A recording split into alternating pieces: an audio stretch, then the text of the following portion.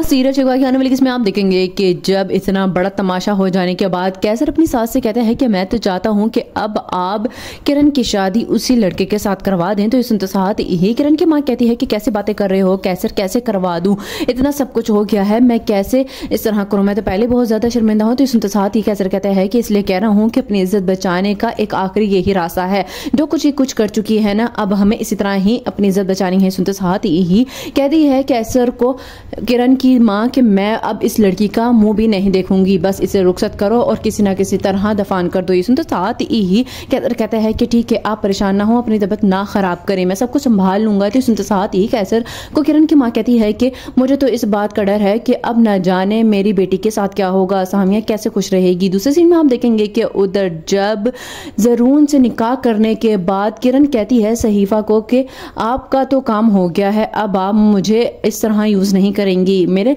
बताए हुए पते पे पहुंचा दें रकम। तो ये सुनते साथ ही सहीफा कहती है कि क्या मतलब, तुम मुझसे अब दोबारा नहीं मिलोगे। तो ये सुनते साथ ही किरण कहती है कि नहीं, बस मैंने सोच लिया है कि अब मैं आपसे ना ही मिलूं तो ज्यादा बेहतर है, नहीं तो मेरी सारी की सारी खुशियां उजड़ जाएंगी। सुनते साथ ही सहीफा कहती है कि तुमने कैसे किया है ये सब कुछ, कैसे शादी कर ली तुमने जरून से, और अभी तो इस तरह नहीं छोड़ूंगी। सुनते साथ ही किरण कहते हैं कि अगर आपने मेरी मुंह बोली डिमांड्स ना पूरी करी तो फिर देखिएगा क्या होगा। लास्ट में आप देखेंगे कि उधर जब सानिया बिल आखिर जरून के बाप से कहती है कि अंकल मैं नोट कर रही हूँ कि जरून कुछ ज्यादा ही बिजी हो गए हैं और मुझे इग्नोर कर रहे हैं, क्या ऑफिस में बहुत ज्यादा मसरूफियत है। तो सुनते साथ ही अली कहता है कि नहीं सानिया बेटा, इतनी ज्यादा मसरूफियत तो नहीं है, क्यों क्या हुआ है, तुम ऐसे क्यों कह रही हो, मैं खुद बात करता हूँ जरून से। ये सुनते साथ ही सानिया कहती है कि नहीं, आपको बात करने की जरूरत नहीं है, मैं देखना चाहती हूँ कि आखिर कब तक वो किस बदगुमानी का शिकार रहेंगे। सुनते साथ ही अली कहता है कि कुछ ना कुछ तो ऐसा है जो वो तुम्हें इग्नोर कर रहा है, तुम्हें समझाया भी है कि तुम अपने घर को देखो। ये सुनते साथ ही सानिया कहती है कि बस मैंने तहैया कर लिया है कि अब मैं